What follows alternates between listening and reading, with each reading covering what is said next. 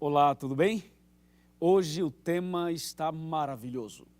No nosso curso, na nossa série, o tema de hoje, sabe qual é? Nós vamos falar sobre a verdade que explica os sinais do fim. Prepare o seu coração, será uma grande bênção. E aí, está pronto? Ok, eu também estou pronto, Bíblia aberta. Você já pegou sua Bíblia, pegou uma caneta, pegou um papel, um caderno, alguma coisa?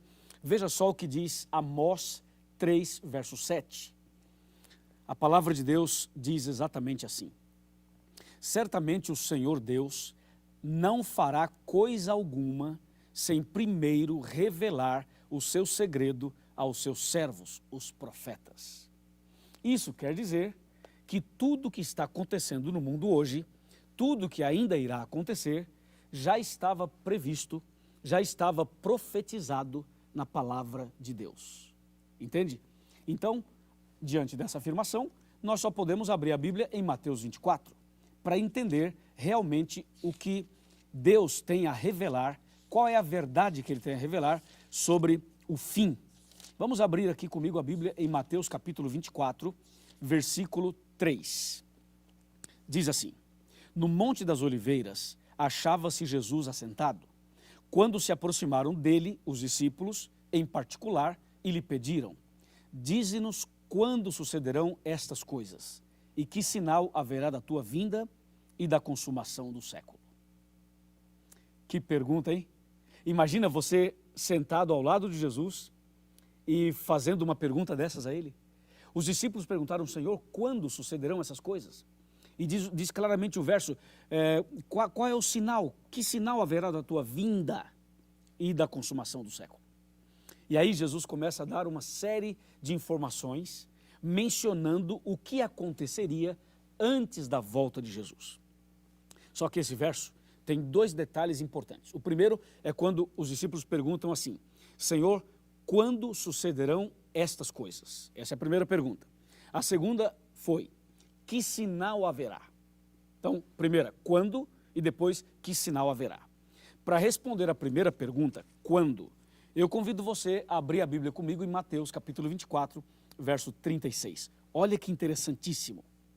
Mas a respeito daquele dia e hora, ninguém sabe, nem os anjos dos céus, nem o Filho, senão o Pai. Então, para responder a primeira pergunta, quando, Jesus disse: ninguém sabe. Agora escuta, ninguém sabe. Deu para você entender? Teve pessoas que já marcaram datas. Alguns marcaram para 1844, Jesus não veio. Outros marcaram para 1914, Jesus não veio. Outros marcaram para 1975, Jesus não veio. Outros marcaram para o ano 2000, Jesus não veio. Marcaram para 2011, para 2012, e de vez em quando aparecem umas pessoas marcando datas. Escuta bem isso aqui. A pergunta foi quando? Jesus disse: o dia e a hora ninguém sabe, ok? Somente Deus sabe, somente Ele sabe, e Ele não revelou para ninguém. Agora vem a segunda pergunta. A segunda foi a seguinte: que sinal haverá? Aí sim, aí vem um detalhe que tem a ver conosco. Que sinal haverá da tua vinda? Então Jesus agora começa a dar o sinal, e para responder que sinal é esse, Jesus menciona vários acontecimentos. Aqui em Mateus capítulo 24. Eu gostaria de ler para você alguns deles. Mateus 24, voltemos para Mateus 24, e agora nós queremos ler o versículo 4. Presta bem atenção.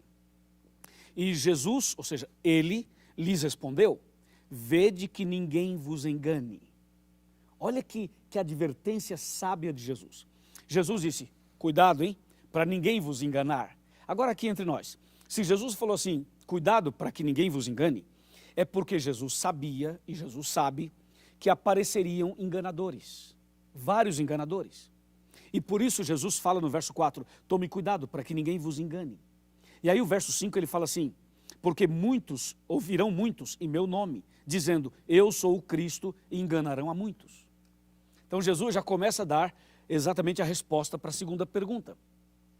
Que sinal haverá? Então, primeiro detalhe, cuidado para ninguém vos enganar. Isso quer dizer, vai aparecer um, vai aparecer outro, aparecerão várias pessoas tentando enganar. E Jesus diz no verso 5, claramente no verso 5, vão aparecer muitos em meu nome, dizendo, eu sou o Cristo, e enganarão a muitos. Bem, os textos continuam, e as revelações continuam, e a verdade sobre os sinais do fim continuam aqui em Mateus capítulo 24. Eu quero mencionar para você agora, por exemplo, o que diz o versículo 6. Olha o versículo 6.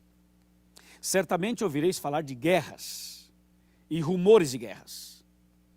A Bíblia diz, não vos assusteis, porque é necessário assim acontecer, mas ainda não é o fim. Percebeu? Ele fala de guerras e rumores de guerras. Olha o verso 7. Porquanto se levantará nação contra nação, e reino contra reino, e haverá fomes e terremotos em vários lugares. Então agora ele fala de fomes e de terremotos. E o verso 8 diz, porém tudo isso, isto é o princípio das dores. E o verso 9 ele fala, vai aparecer tribulações, perseguições, ódio, e o capítulo 24 continua. Ou seja, hoje quando você olha no mundo físico, no mundo social e no mundo espiritual, você percebe claramente essas palavras, estas profecias, estas citações se cumprindo. Porque tudo isso faz parte do sinal que Jesus deixou, indicando a breve volta dele. Bom, o dia da volta de Jesus ninguém sabe, mas quando você vê guerras, rumores de guerras, terremotos, fome, quando você vê pessoas más, quando você vê corrupção, quando você vê inundações, quando você vê vulcões em erupção, quando você vê tsunamis, quando você vê todas estas tragédias acontecendo no mundo, significa que esse mundo não tem solução do ponto de vista humano, que os homens, os políticos, os presidentes, os governadores, os prefeitos, estas pessoas, por mais bem intencionadas que sejam, elas não conseguem resolver os problemas do mundo, porque esses problemas estão dizendo o seguinte, o mundo só tem um jeito, uma solução, e a única solução, o único jeito é a volta de Jesus.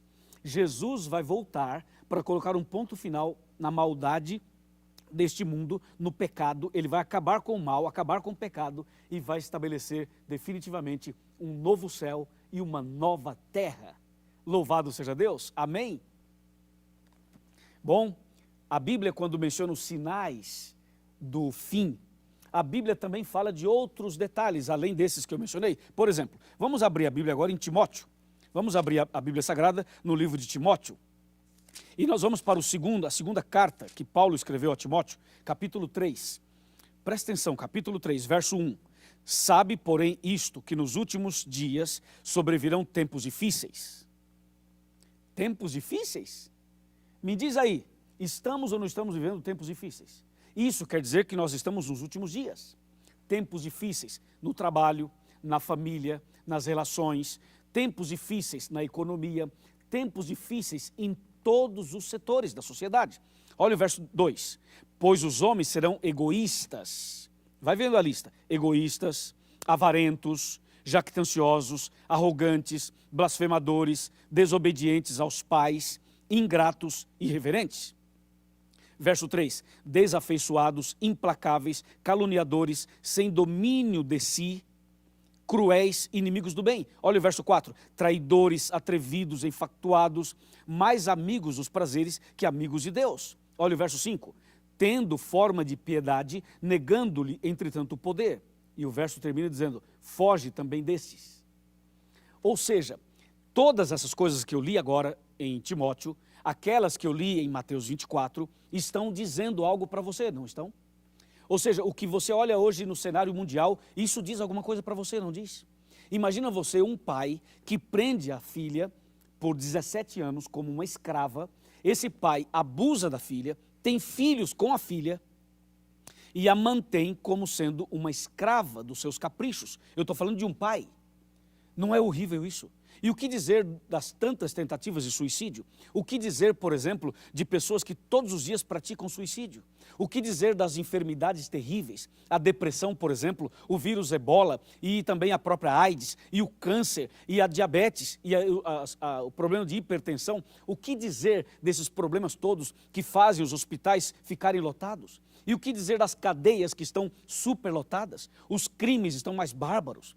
Antigamente as pessoas matavam as outras, claro, mas hoje eles não apenas se contentam em matar, eles querem trucidar, ou seja, é uma morte cruel. A pessoa está com um sangue frio, as pessoas não têm sentimento, não têm compaixão, não se arrepende.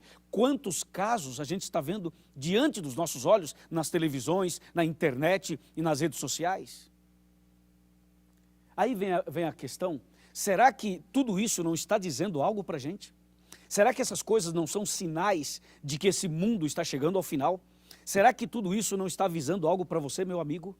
Então, por que será que as pessoas estão ainda vivendo uma vida sem compromisso com Deus? Por que será que as pessoas ainda continuam participando de situações e de programas que nada tem a ver com a salvação delas? Eu quero dar os parabéns para você, porque você está aqui com a Bíblia na mão, estudando comigo a palavra de Deus.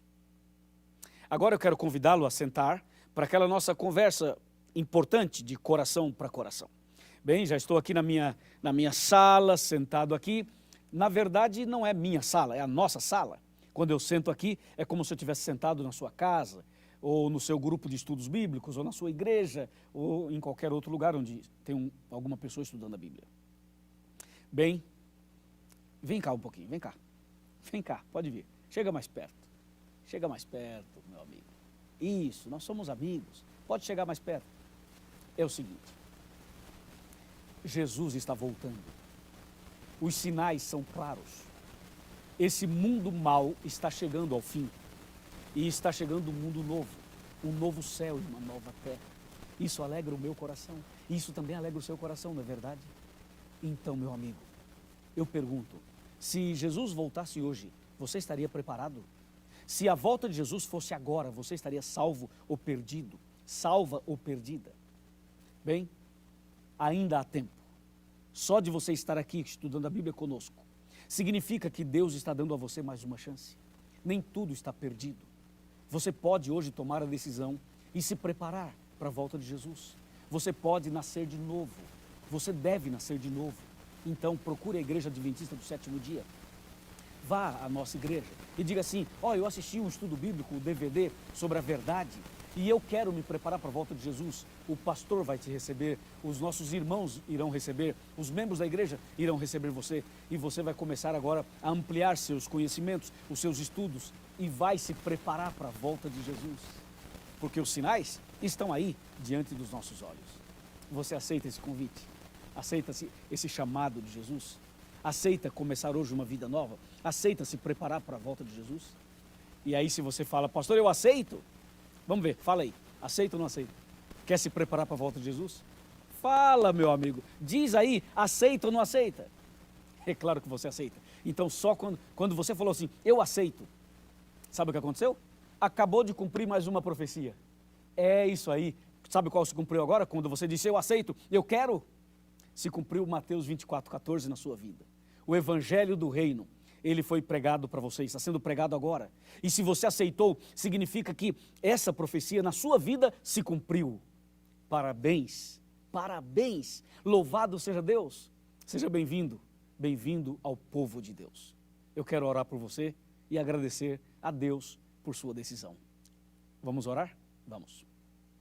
Senhor nosso Deus, muito obrigado porque essa pessoa tomou uma importante decisão. Muito obrigado por esse tema maravilhoso que anuncia o fim desse mundo mau e o início de um mundo novo, o início de um novo céu e de uma nova terra. Eu entrego essa pessoa nas tuas mãos. Em nome de Jesus. Amém.